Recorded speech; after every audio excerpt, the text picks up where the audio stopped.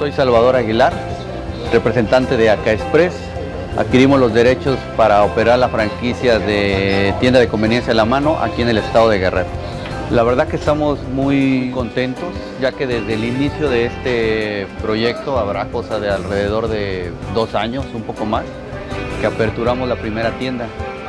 Hoy ya contamos con 14 dentro del estado y hemos tenido un seguimiento muy puntual por parte del equipo profesional de Asturiano. Nos han guiado durante todo el proceso, nos hemos sentido muy cómodos.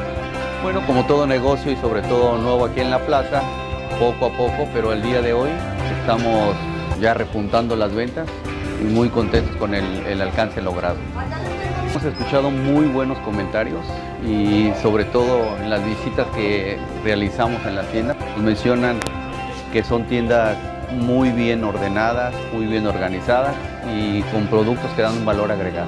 Y la verdad que estamos contentos y sobre todo satisfechos, ya que de acuerdo al plan de negocios, las expectativas se han cubierto satisfactoriamente.